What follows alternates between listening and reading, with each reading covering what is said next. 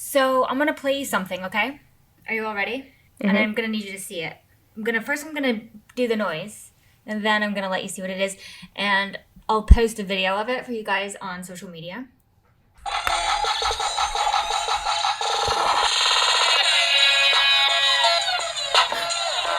What the fuck is that? Anna, no. No, throw it out a window. Throw it out of a window. Take them batteries out. What the fuck? Yeah. Guys, at home, it's a pink twerking llama. It was my daughter's birthday this last weekend, and one of her friends gave her that. So obviously, I have discovered now that the mom must hate me. Yeah. Yeah, she does. She's like full on hate. You must have done something to her. I haven't stopped hearing that sound for like 3 days. That's horrible. Yeah. So if like the times weren't bad enough, at least you guys don't have a twerking pink llama. I would have thrown that out a window by now. Yeah. I've come close. That's horrific. Hi, everyone, and welcome to Murder Friends, the podcast where three friends from three different countries talk about murder. My name's Alana, and I'm Canadian. I'm Anna, and I'm American. My name's Hannah, and I'm British. So sit back and relax, you're among friends, and let's talk murder. How are we all doing in the face of lockdown 2.0? I sat on my glasses, as you do, because all I do lately is I sit at home and I either work or I sit and I don't work. And I sat on my glasses. They're okay, but I realized that I don't have any backup pairs. Like that is my only pair, and I am blind. Not clinically blind, but to a scary degree. So I went online, as you do. I found some cheap glasses, 2 for 1. So I was like, hell yeah, sign me up. I ordered them, plugged in my prescription, all the rest of it. And one of them is this like really thin wire frame, like quite big circle eye lenses, whatever, with like a thin wire frame. And I was like, I'd never wear something like that, but girl, you only live once. So I picked those ones. Is it like the Harry Potter ones? Not that circle. They're kind of more like octagons, but they are big, and it is a big wire frame. And I was like, hell, I can pull it off, like, no worries. And then I was thinking about it, and my partner was looking at them, and he's like, I don't want to alarm you. It's never like a good. It's so sweet. He's like, I don't want to alarm you, but do you know who Dennis Nielsen is? I wasn't expecting that.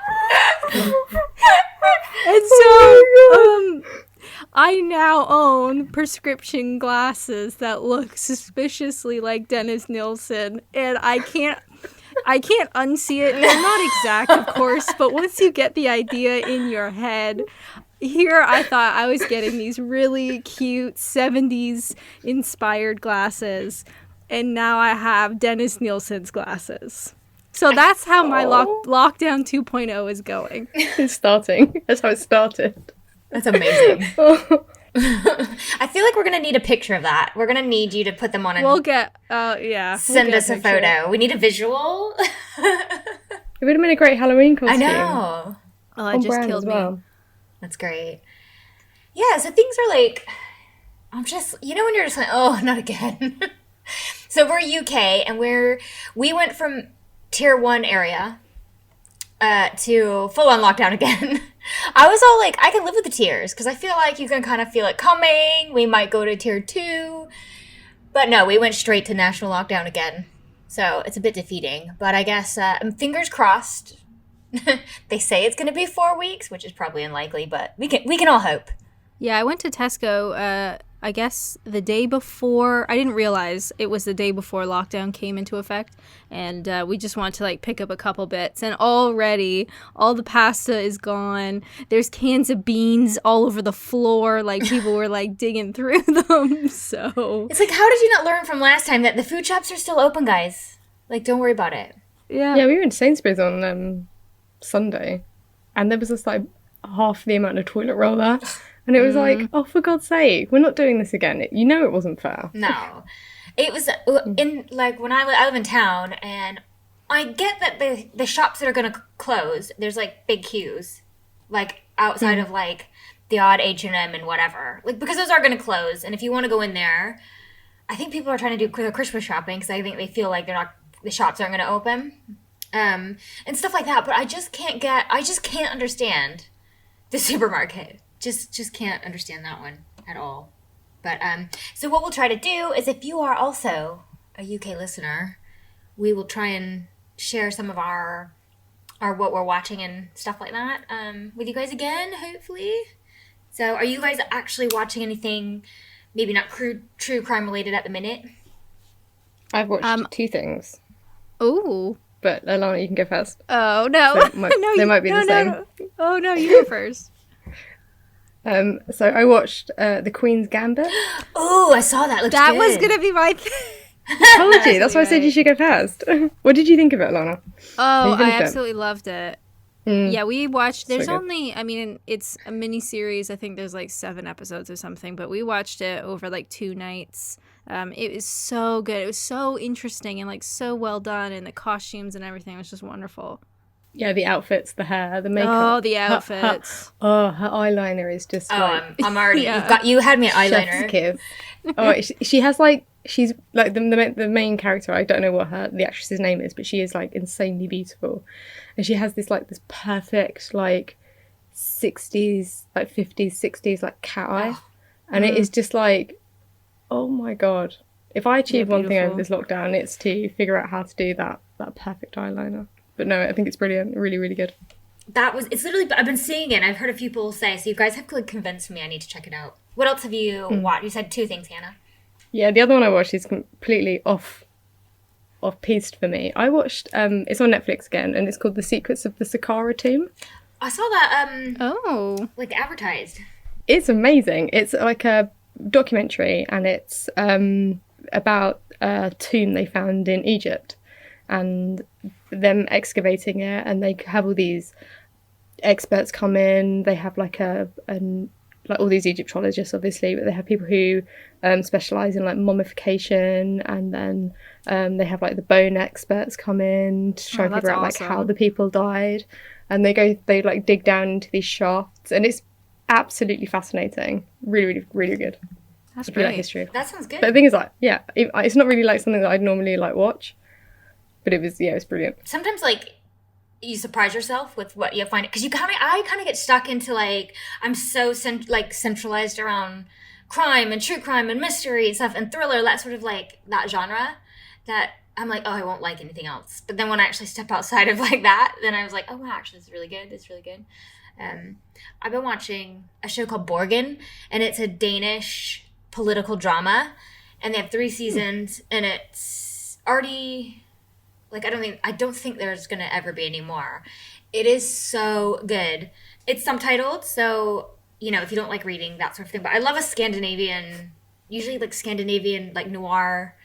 Like they do really good crime stuff, like The Killing and The Bridge, and like there's so many of them.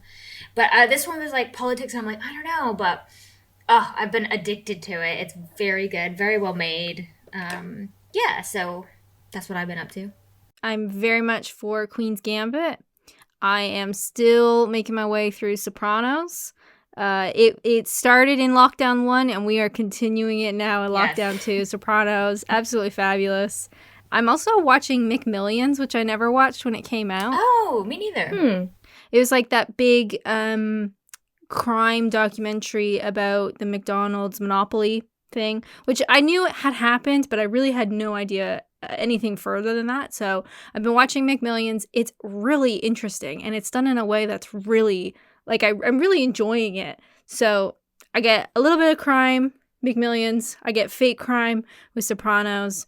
And then, unfortunately, Queen's Gambit was like my non-crime thing, but it was so good. Yeah, it's brilliant. Awesome. And I just want to like thank everyone who watched our October special video. The Pumpkins. Don't know that we'll be getting together in November. Doesn't look like it. So Yeah, you're welcome for that one you got this year. We'll see how it goes. But yeah, I think we asked you guys to vote and I think Kat might have won because apparently I do think I'm Kat sorry. won. I think she was a ringer. Like, Sorry that I'm good at craft. it's like, oh, I've never crafted pumpkin before. Yeah. Was that a piss take of my accent? Oh, Because it was shit. stunning. So, yeah. Anyway, thank you guys. And hopefully, as soon as we can, we'll be, maybe by Christmas, we can put another one out. We'll see how it goes.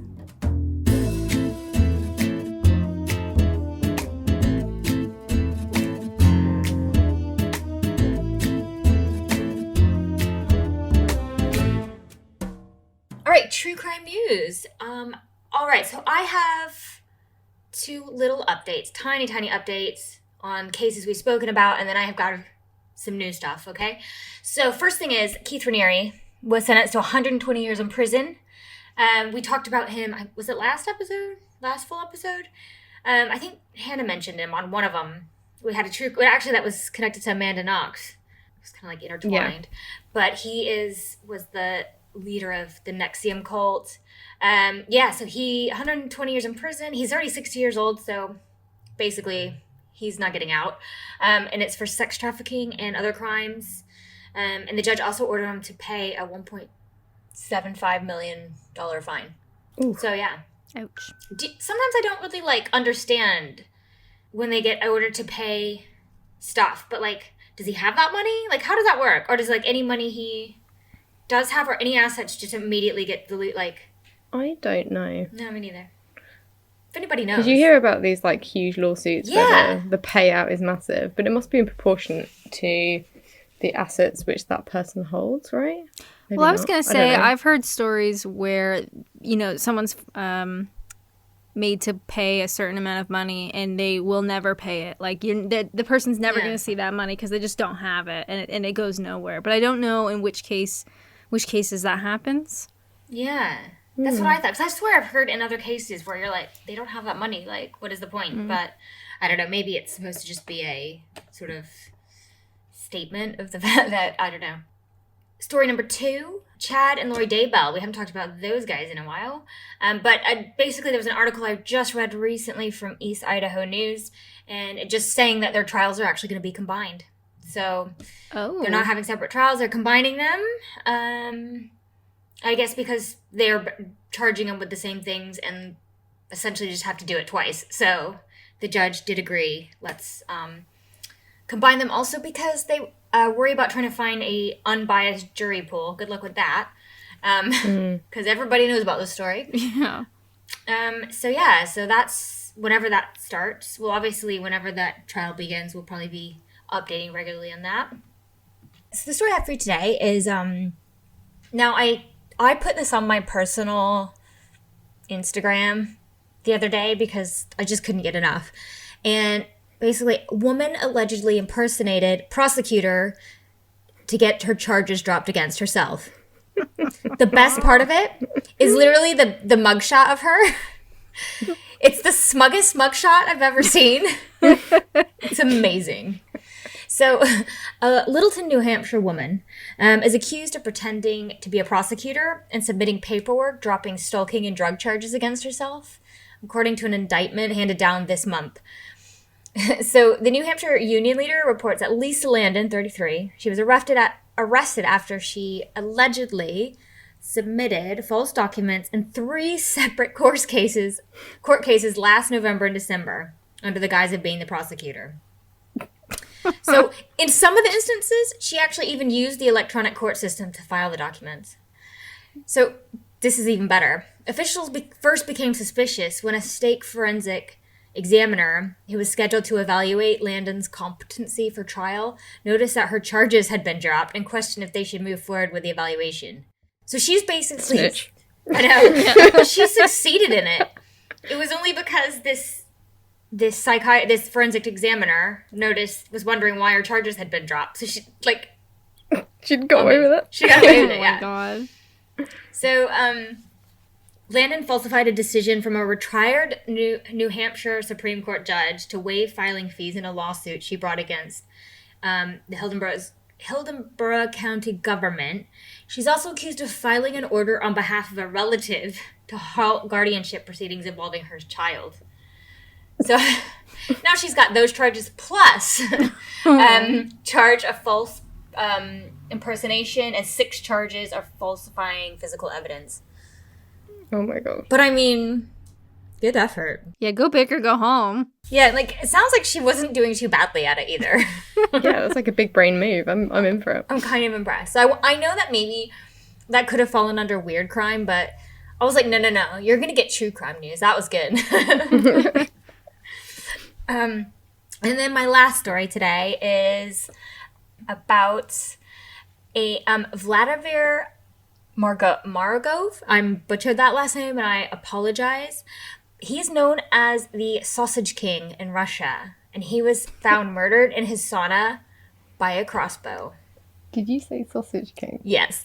You sure did. I had to just lean into the mic Yeah. for that one. Did you say that? I did. The Sausage King. Amazing.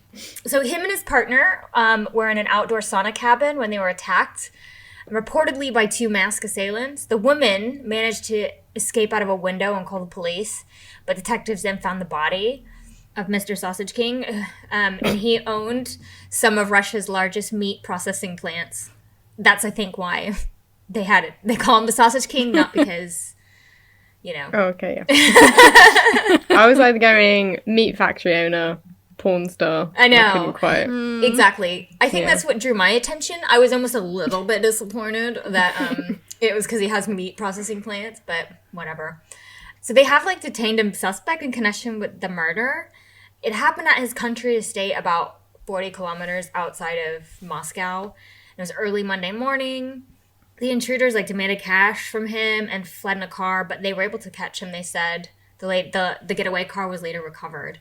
So I don't know if it was just because you wonder sometimes, a crossbow, is that all you could get your hands on to That's very Game of Thrones, though. I right? know. I was picturing him, what's his name? Lannister? Mr. Lannister? Mm-hmm. You know who I'm talking about. What's his... Oh, the father. Tyrion. No, Yeah, that's crossbow not to the Tyrion. heart. Yeah, he's on the toilet. Anyway, maybe he was a Game of Thrones fan. I don't know. I mean, obviously very, very sad for his family. I am making light of it. But they've obviously arrested somebody, so that's good. So this week for our review section, we are going to talk about a new podcast called Where is George Gibney? I had no idea who this was or what the story was, so I went into it quite blind. Hannah actually mentioned the podcast when we were sort of talking about what should we listen to, and that came up. So it is a new podcast from BBC Sounds, which also never listened to before, but I ended up giving it a shot and I finished it. Not necessarily because I loved it, but I think it had been so long since I had a podcast where it was one story for the whole thing, and I just really I needed one of those. Unfortunately, this one is extremely upsetting, and it does deal with sexual abuse of children. So if you want to skip this, please do so, but please come back later in the episode. Don't leave, please. Even though the subject matter is quite heavy, I thought they did it in a way that was very respectful of the survivors and the interviews and that sort of stuff. So the podcast follows George Gibney, of course. Like I said, I had never heard of him. I had never heard of this story, but he was essentially a celebrity, really.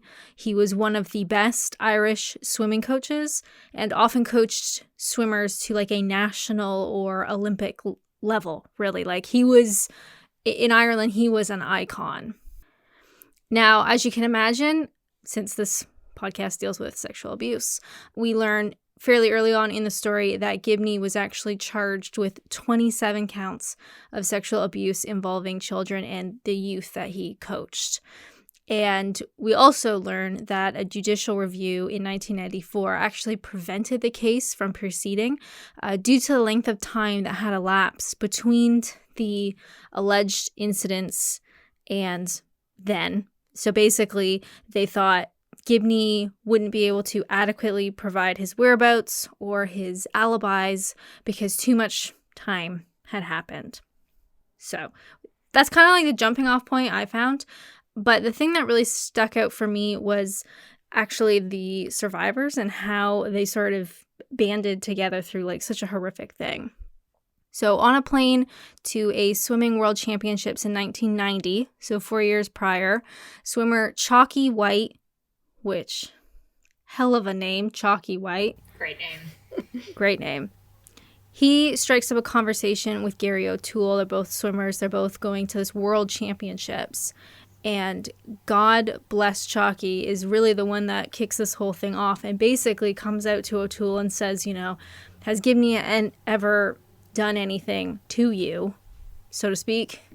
O'Toole has no idea what he's talking about, but Chalky comes out and says, like, yeah, Gibney's abusing me. So, and they come together, and the podcast sort of uses this as a catalyst. So the two of them together go and seek out other victims.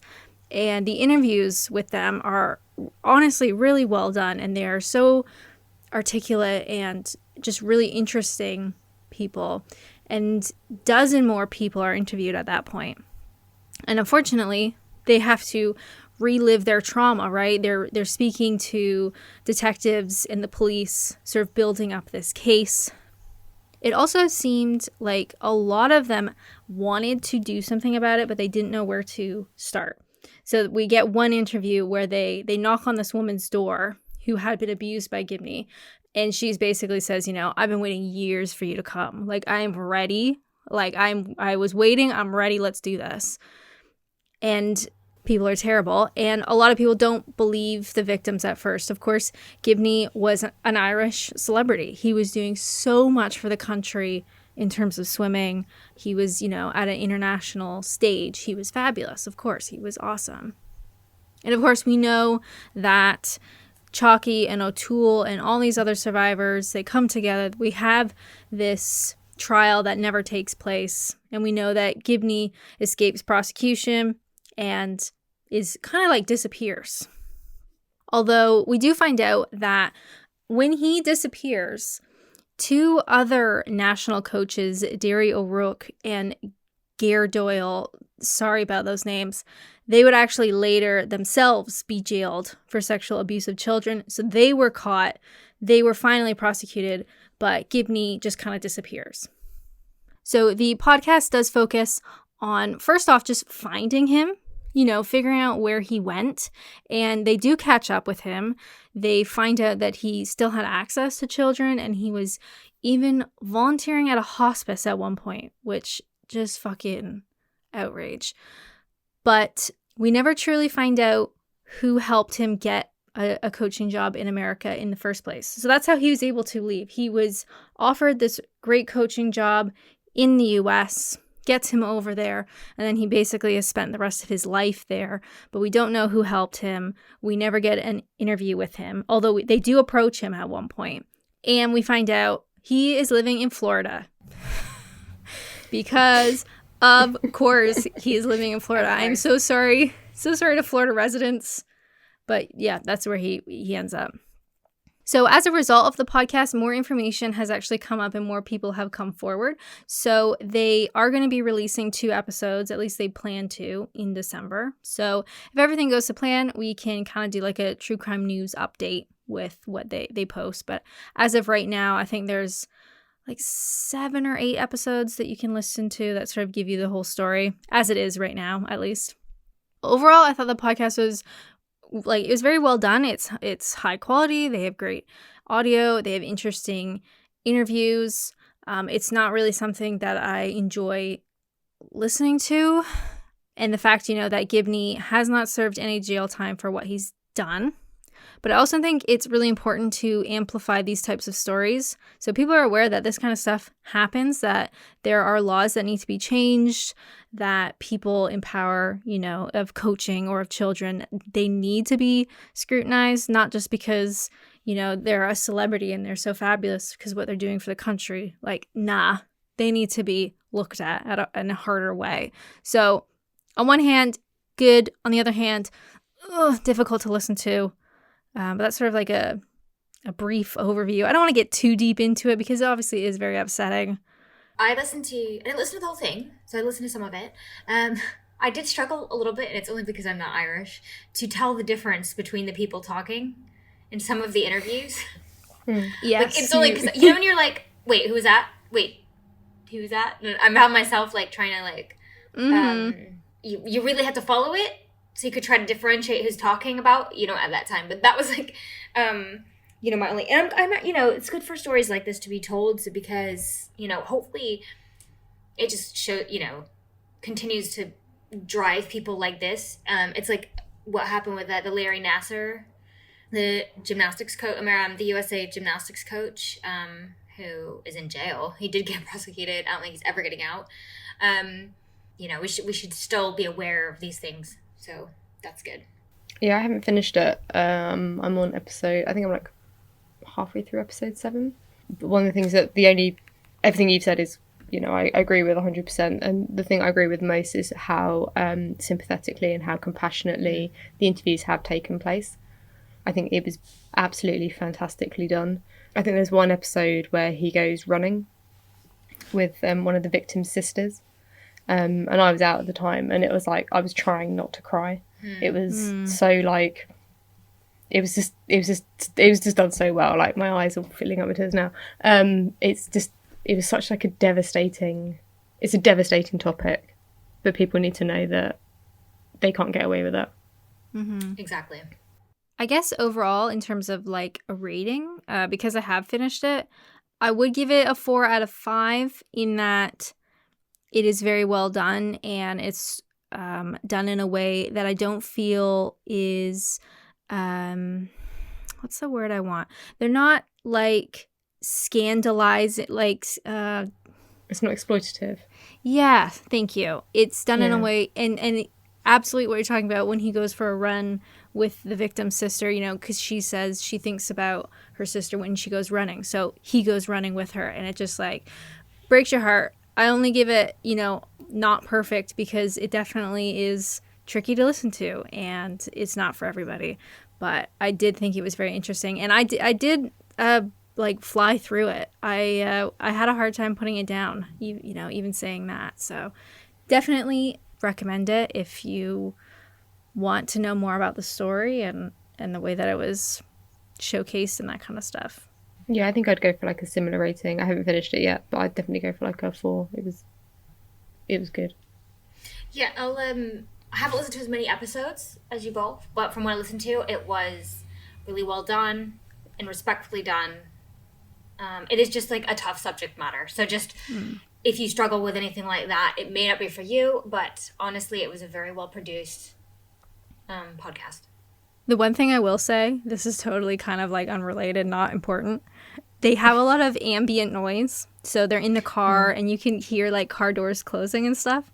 And because I was listening to it with like my ear pods in my ears, I kept thinking that the ambient noises were in my house or like someone was closing a door like in my drive and stuff. I'm like, oh wait, is that someone? Like, no, actually it's just in the podcast. So yeah, the ambient noise, very high quality because I thought it was happening to me. Like I was there. Yeah. I was in the car. Immersive. It's like there's another is it someone knows something? That podcast. You know what I'm talking about? I think they have one. There's some of their seasons. I don't know about all of them, but they've had like loads of ambient noise. Like they're when they were like walking through the snow and stuff, and you can hear it crunching. Oh my god, they're like that. Absolutely. I don't know if I like that. Maybe sometimes, but sometimes I'm like, yeah, just I don't need that. I can visualize. Yeah, some of them are creepy though, because I think that one you're talking about, there was one where they were like out in the woods or something at night, and it was kind of like a creepy part in the story, and I was like, I don't want to hear like the crickets and stuff because it's kind of freaking me out, like I'm out in the woods or whatever. So I think the second thing we wanted to chat about today was just briefly chat about. We're not necessarily going to go through story to story, but over lockdown, we have been watching a little bit of the Unsolved Mysteries. It was a big one. It got a lot of like press coverage. It's been a really popular show on Netflix. So I think we're just kind of here to chat about it a little bit and like share our opinions and some episodes we might have liked. Alana, what did you think? So first off, oops, sorry I hit my mic. First off, first episode, interesting. We learn about a U.S. veteran who ends up dead in a landfill, very sort of like mob style sort of vibe. And then I was bored one evening and I was like, you know what, I don't want to start anything like a new show or whatever. So I'll just go to episode 2. And I texted you guys afterwards, like, oh my God, can you please just watch episode 2? Like, you can skip the first one, that's fine. I just had so many opinions about episode 2. It's so, like, spy mystery. So, the tiniest recap that I can possibly do. Woman is found dead in a hotel room, and they don't know who she is. She has no identification. The door was double locked from the inside. She has a gun on her, but she has no blood on her hands, like from shooting herself. She has no tags in her clothing. That was wild. Doesn't that remind you of do you know the Somerset that one Man. the Somerton Man? Yeah, Somerset Yes. Man. Yeah, very similar. This. Oh, by the way, this is the second release of Unsolved Mysteries. So there was the first ones were released months ago. This is like the second block, right? I think first season was like the first lockdown, and now second lockdowns come around, the second seasons come out. You know what we need to do? I think we should be onto something, because you know, if they're like, "Hey, we're doing our third release," you're like, "Bitches, like, no. We're locking down again, aren't we?" Do not know. Just be ready. Yeah, it was a wild story. It was it just, especially when they interviewed the ex-spy, and he was like, "Oh, this is definitely like a hit, because that, like, the tags, that's a thing. The fact that she was out for like a really long time, like she might have 2 places she was staying. It was crazy." Did you think it was weird though? Like, the name that she gave when she checked in was Jennifer Fairgate, and she said that she was from this little tiny village in Belgium. I don't think Jennifer Fairgate sounds like a particularly Belgian name. No. I think it sounds like a British name or a North American name or an Australian name. It doesn't sound like a European kind of name. What if there were like, I think that is a crock of shit. what if there were clues in that?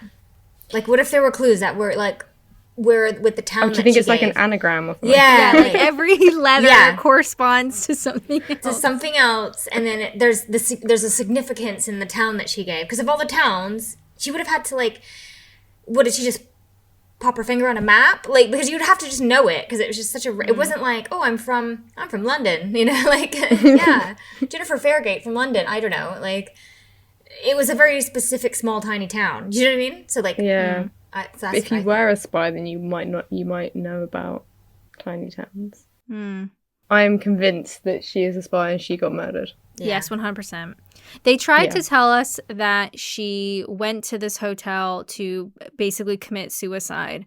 But one of the other things they talk about is that it was like a 5-star, high-end hotel. And she was somehow able to check in without paying or without giving any sort of credit card or whatever. So she gets into her room. And yeah, like Anna said, they figured out there was a time where she left at 10 a.m. and she didn't return until 8 a.m. the following day. And the spy expert is like, oh yeah, that happens all the time. You want to have 2 locations to go back to if anything happens. And you're just like, oh my God, she's a spy. She's a spy. And even if she, went there to kill herself or whatever, she did such a perfect job hiding her identity that no one has been able to figure out who she is or where she's from. And I don't think any random old lady would be able to do that, in my opinion. She's 100% a spy. No. What did you think about Lars, who is the journalist who narrates most of it? I think he kind of had a crush on her. Yeah, 100%. He's really into it. Like, he's like, he's really into that. So there's one part where he's just like, he's trying to like come up with these theories, and he's just like, oh, was she involved in drug smuggling? Was she a sex worker? And only on the 3rd attempt does he get to, was she a spy? And it was like, Lars, babe, like, that is the most obvious fucking thing that she could be. How did you get there on your 3rd fucking attempt? I don't think Lars, I mean, he's done a great job so far. Got it in the national newspapers. Good job. I don't think he's the man for the case. Although, he does dig up her body to get DNA. Yeah, that's true. Since when do they let journalists, like... But then I'm thinking, does he want to dig up her body for other reasons? Oh, no. I just think he was too into it, and I think that man's got like little tiny blinkers on. He's focused on this other theory. I was like, bitch, she's a spy. She's Like, a spy. he needs a new hobby. Like, knitting. Could he try pick up something new? Also, right about the football. Yeah. I love the fact that so they show her picture a lot because they're trying to generate interest and like, do you know her sort of thing. But she's got like really short cropped black hair. She's wearing this like leather skirt and this big leather trench coat, like, and carrying a briefcase. Also, by the way, the briefcase is full of bullets. So, I mean, Yeah, like 25 rounds. yeah. Bullets. Yeah, anyway, okay. I haven't watched any more Unsolved after that because I feel like that's like the peak and everything else is going to be downhill. Yeah, you've peaked Unsolved Mysteries. And I don't even like unsolved crimes. I hate them. But this episode 2, season 2, go watch it.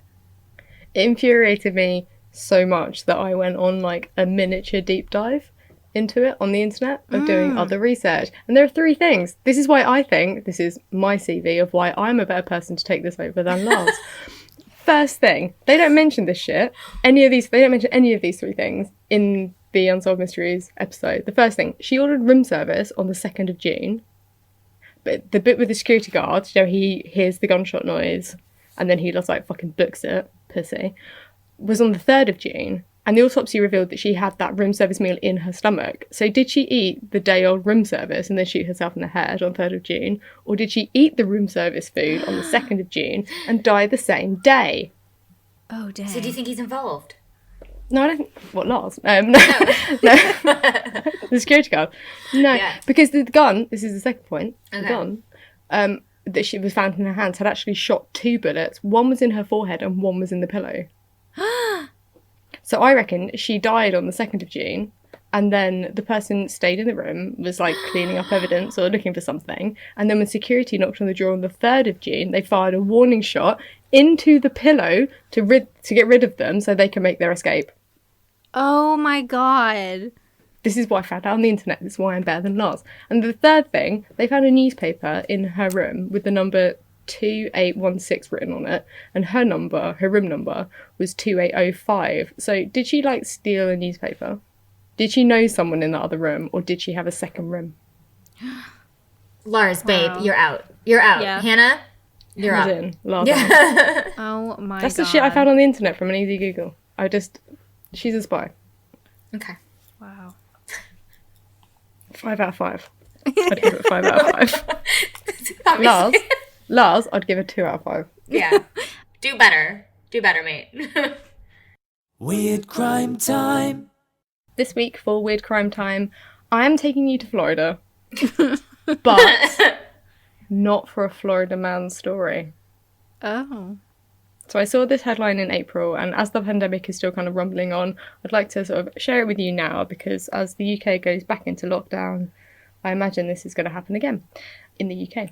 So this is from the Huffington Post, and the headline reads, Florida judge begs lawyers, get dressed for Zoom hearings.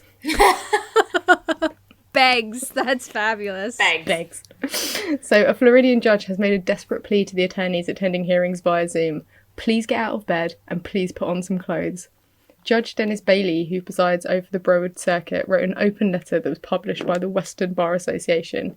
In the letter, the judge notes, it is remarkable how many attorneys appear inappropriately on camera. One male lawyer appeared shirtless, and one female attorney appeared still to be in bed, still under the covers. Oh my god. I know, amazing, right? Putting on a beach cover-up won't cover up you are poolside in a bathing suit. Sis also popped up and said that some lawyers have, quote, no concern for ill grooming, and added, so please, if you don't mind, let's treat court hearings as court hearings, whether zooming or not. That's For amazing. reference, Judge Bailey wears his full judge robes when attending trials and expects the legal professionals participating to be suitably attired. I bet he doesn't have anything Wow. under there. Maybe like some nipple tassels or something. Yeah, that man is butt naked under there. Yeah, he's butt naked. Butt naked. But I was reading about that county, and in 1 month they held 1,200 Zoom hearings with a total of 14,000 participants. Wait, so what county was it? Sorry. Broward Broward County. Yeah. Oh, yeah. Broward? Broward. I said Yeah. Broward. Yeah. Yeah, Broward County is, yeah. That Yeah, comes but out he's- a lot in the crime TV shows. Yeah. One of those, yeah. The judge was saying that he won't Wait, hold did any... you call it Broward? What'd you call it? Broward. Broward. Do you know what when do you you call feel... it? It's Broward. Broward. You know when Oh, you feel... yeah, I feel so... like vindicated right now from like all my butchering of like English places. Say Worcestershire, I dare you. Company bitch. Is this a piss take Hannah's accent for once? Anyway, the judge himself says that he won't actually hold any complicated trials over the video platform as technology has its shortcomings. And also people don't put on enough clothes. So welcome to Florida. That's shocking. I can't imagine even us Skyping and recording Murder Friends and like being in my bathing suit or something. Like that just Or like seems you're like the cover's Just pulled in up like bed. here. Like that. Yeah. Like Just naked on tucked there. in. yeah. Can we make a pact now? Like I think clothes are always required. maybe we've just destroyed a fantasy for some people. I know. Sorry guys. God. It's Ugh. going to be sick in my cup. Oh no. Well, that's all we have for today. Thanks for listening. Check out our website, murderfriends.com. You can see where all our sources from today's episode are, read a little bit more about what was chatted about today. You can email us at murderfriendspod@gmail.com.